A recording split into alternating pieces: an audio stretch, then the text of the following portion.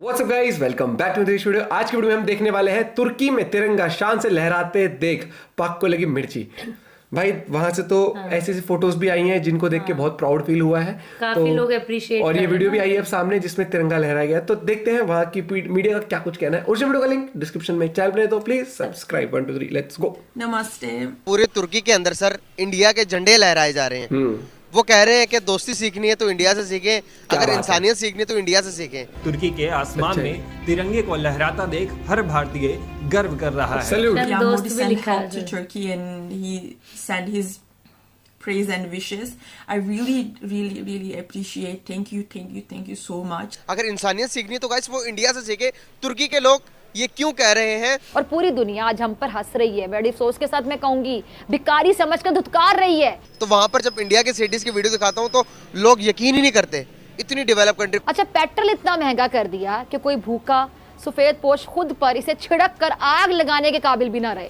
और मुट्ठी में दबे जो नोट हैं उस पर छपी कायद की तस्वीर ये सवाल कर रही है, क्या इसीलिए आजादी दिलवाई थी? बात करे जी इंडिया में चल जाएंगे, हम ये कर देंगे वो कर देंगे, अवाम हमारी कुछ नहीं करेगी। मैं आपको अभी नुस्खा लिख के दे देता हूँ, अगले 3 मिनट में अगर हिम्मत है आपकी पूरी 13 जमातों की 11 जमातों की हुकूमत में करके दिखा दें। मैं टीवी पे बैठ के टेंड कराऊंगा अगर आपने ये कर लिया तो। कर्ज मिलने पर ऐसे शादियां आने बजाते हैं जैसे कोई बहुत बड़ा मार का सरंजाम दे दिया हो। गाइस जब इतना सब कुछ इंडिया करेगा तो आपको नहीं लगता कि इंडिया के नारे हर तरफ होंगे, इंडिया होगी हर तरफ। दिवालिया की बात करते हो, डिफॉल्ट फाइनेंशियल हवाले से बातें करते हो, आपका तो अखलाकी दिवालिया निकल चुका है इसमें। तुर्की के अंदर भारत के इंडिया के झंडे लहराए जा रहे हैं और तुर्की के लोग सारे घरों से निकल कर इंडिया के नारे लगा रहे हैं। नमस्ते दोस्तों, जय हिंद। हिंदुस्तान स्पेशल में आपका स्वागत है दोस्तों।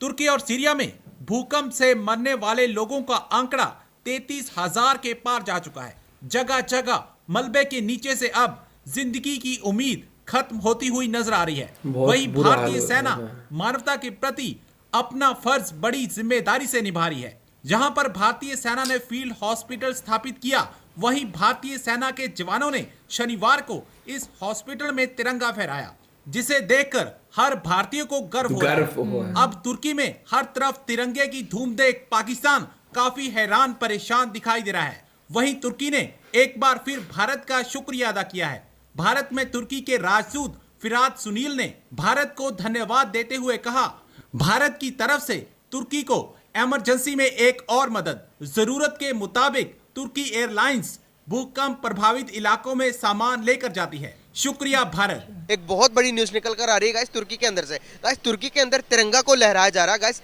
इंडिया के परचम को लहराया जा रहा है। और तुर्की के लोग बाहर निकल कर लोगों को ये कह रहे हैं, अगर भाईचारा सीखना है तो भाई भारत से सीखे, इंडिया से सीखे। अगर इंसानियत सीखनी है तो गाइस वो इंडिया से सीखे। तुर्की के लोग ये क्यों कह रहे हैं गाइस, आपको मैं बताता चलूँ गाइस। सबसे पहले मदद भेजी इंडिया ने भेजी। जब पता चलता है कि तुर्की के अंदर जिलजिला आया तो इंडिया अपने फोर्सेस को भेजता है लोगों की मदद करने के लिए, लोगों को मलबे के नीचे से निकालने के लिए। जब इतना सब कुछ इंडिया करेगा तो आपको नहीं लगता कि इंडिया के नारे हर तरफ होंगे, इंडिया होगी हर तरफ। तो पाकिस्तानी पब्लिक के पास जाऊंगा, उनसे पूछूंगा पाकिस्तान कहाँ रिलायबल कर रहा है, हमने अपने ब्रदर मुल्क की मदद की तो इतनी लेट क्यों की। पुलिस से ये भी पूछूंगा क्या हम तुर्की के मदद करने के कैपेबल हैं या नहीं, अगर नहीं है तो क्यों नहीं है, अगर मदद नहीं कर रहे तो क्यों नहीं कर रहे। तुर्की के अंदर इंडिया के झंडे लहराए जा रहे हैं, इंडिया का शुक्रिया किया जा रहा है।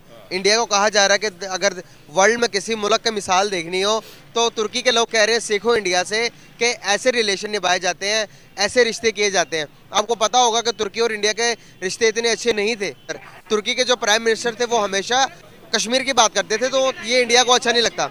लेकिन अभी के देखे ना दुश्मनी, मतलब कि इतना अच्छा रिलेशन ना होने के बाद भी जब जिलजिला आया तो सबसे पहले इंडिया पहुंचा। इंडिया ने इतनी हेल्प की तुर्की की। क्या कहना चाहेंगे इस बारे में? देखिए भाई, मैं आपको सही बतलाऊं ना, ये हमारे पॉलिसी और हमारे लीडरों की बहुत बड़ी गलतियाँ हैं। बिल्कुल। जिन्होंने अपने दोस्तों, जब पिछली हुकूमत आई 18 वाली, उसने सारे ही रिश्ते हमारे तोड़वा दिए। इमरान खान ने, मैं सही कह रहा हूँ, जो क्यों सऊदी अरब ने उसको मुंह नहीं लगाया, सफारती तरीके से हज करा दिया, ये कर दिया। अब पिछली बार लेडीज आई थी, एक बेचारी इंटरव्यू ले रही थी, वो इंडिया की बात कर रही है, जी इंडिया में चल जाएंगे, हम ये कर देंगे वो कर देंगे, अवाम हमारी कुछ नहीं करेगी। लेकिन हमारी लीडरशिप इतनी गंदी हो चुकी है, अब तो खराब ही हो चुकी है, इतनी गंदी, जैसा पाकिस्तान क्रिकेट टीम नहीं गंदी हुई, इस तरह भी ये हुई। सर क्या हमें वाकई में ही इंडिया के अगेंस्ट होना चाहिए जो कि हमारे पॉलिटिशियन कहते हैं? बात सुने, हम अलहदा क्यों हुए? इसलिए हुए कि हमारा उनके साथ कोई तल्लक नहीं है, ना मजहबी तौर पर ना किसी तौर पर, हैं जी। हम क्यों इंडिया के गुलाम बने? हमारे पास खुराक है, हर चीज़ है, हमारे पास इंसानियत नहीं है। सर हमारे पास खुराक है, बिल्कुल है। आज कहाँ है वो? इनको लगा लो, मुझे दो हुकूमत, मैं आपको इनके गोदामों से निकाल के देता हूँ आटा, इनके गोदामों से ये तो निकाल कहने कर वाली देता बात हूँ है, मैं जो हवाबाजी। भी चाहिए। सियासत नीरा झूठ है पाकिस्तान के अंदर। जिसने मदीने का कहा था ना, उसने एक आने का काम नहीं किया। मैं बनाएंगे रियासत मदीना। सर हम कहते हैं कि नॉन मुस्लिम जो मुस्लिम नहीं है, मेरी बात सुने पहले, जो कहते हैं कि हम कहते हैं कि मुसलमान अपने वादे के पक्के नहीं है, यहाँ पर तो उल्टा हो रहा है सर। अगर देखें कि इंडिया दुनिया की 5वीं बड़ी मईशत बन गई है, वो कैसे बन गई और हम यहाँ पर ये खराब है, तो कैसे खराब है हमारे हालात? ठीक बात कर रहा हूँ कि उनके लीडर उनको अच्छे मिले हुए हैं। हमारी बदनसीबी है, हमें लीडर नहीं मिला। तभी तो इनके नजदीक वोटर की जान से ज्यादा अहम है, और अपनी मराद, तनख्वाहें, पेंशन अवाम को सेहत और तालीम देने से अजीज तर है। इक़्तिदार की हवस कह लें, अवाम की खुशहाली से कहीं बढ़कर है इनके। और पूरी दुनिया आज हम पर हंस रही है, बड़ी अफसोस के साथ मैं कहूंगी, भिखारी समझकर धुतकार रही है, लेकिन बस्ती के मकीन आईना देखने के रवादार नहीं है। कर्ज मिलने पर ऐसे शादियाने बजाते हैं जैसे कोई बहुत बड़ा मार का सरंजाम दे दिया हो। हाँ, तरक्की हो रही है मगर जराइम में, अदम बर्दाश्त में, टैक्सों में, इस गरीब कौम की काबीना में जो शहबाज स्पीड से फल फूल रही है। सियासतदान, सरमायादार, जागीरदार सभी गरीब का खून चूस रहे हैं और बदले में उन्हें आटे, दाल, मुर्गी और दूध के बहरान में उलझाए भी रखते हैं। अच्छा, पेट्रोल इतना महंगा कर दिया कि कोई भूखा सफेद पोश खुद पर इसे छिड़क कर आग लगाने के काबिल भी ना रहे, और मुट्ठी में दबे जो नोट हैं उस पर छपी कायद की तस्वीर ये सवाल कर रही है, क्या इसीलिए आज़ादी दिलवाई थी कि मुट्ठी भर अशराफिया जो हैं 23 करोड़ अवाम को गुलाम बना लें? क्या यही जमहूरियत है कि जिसकी चक्की में अवाम पिसते चले जाएं और खवास जो है वो खड़े तमाशा देखते रहें? क्या इकबाल ने इसी पाकिस्तान को ख्वाब देखा था? क्या इसी के लिए माओ बहनों ने अपनी इज्जतें कुर्बान की थी? जवानों ने अपने मुकद्दस खून से इस सरजमीन की आबियारी की थी? अगर अब भी बेदार ना हुए तो फिर कब जागेंगे? ये तरबियत का खेल है, जब तक नहीं होगी नहीं होगा, ख़त्म। जैसे मुल्क प्रैक्टिकली वो जो शब्बर जैदी साहब कह रहे हैं बस 100% ठीक है, दिवालिया। और इससे अच्छा आप दिवालिया की बात करते हो, डिफ़ॉल्ट फाइनेंशियल हवाले से बातें करते हो, आपका तो अखलाकी दिवालिया निकल चुका है इस मुल्क। ये जो इसहाक डार साहब ने फरमाया कि इमरान खान साहब चाहते ही नहीं है कि जी उनकी अपोजिशन में मुल्क तरक्की करे, तो इमरान खान साहब को कैसी अपोजिशन करनी चाहिए जिसकी वजह से मुल्क तरक्की कर सकता है? नहीं, ये तो कोई पहाड़े याद करने वाली बात नहीं है। पॉलिटिक्स तो एक तैरता हुआ, एक बहता हुआ पानी है, इसमें कोई थंब रूल नहीं है, कोई स्टैंडर्ड नुस्खा नहीं है कि जी अंडा उबालना है तो आप उबलते हुए पानी में इतनी देर के लिए डाल दो वो हो जाएगा। पॉलिटिक्स और तरह की चीज़ है, ये तो इम्कानात का खेल है, मुट्ठियों में हवा को बंद करने का खेल है। इसमें तो ये तो अलग ही आती है। तो कहना क्या चाहते हो समझ ही नहीं आया भाई? ये जो आखिरी में बात हुई है, ये मतलब ये हवाई फायर नहीं कहते, वो वाली चल रहा था यहाँ पर। कुछ समझ ही नहीं आया मुझे लास्ट वाला। देखो भैया, इंडिया ने नो डाउट कमेंडेबल जॉब करी है, तुर्की में फास्ट रिस्पॉन्स किया है, ह्यूमैनिटेरियन ग्राउंड पे मदद करी है, अपना कोई फायदा नहीं देखा इसके अंदर, और सबको साथ लेने वाली बात है, इंडिया की कूटनीति है। लेकिन वो अंकल जो कह रहे हैं मुझे बना दो, मैं चला गया, अरे भैया कि तुम कोई मतलब एक्सपेरिमेंट करके आटा ले आओगे, जब देश में आटा ही नहीं है, जब उनकी ट्रेड की वजह से आटे की ऐसी होगी, आटा नहीं बचा, वहां पर कुछ नहीं बचा,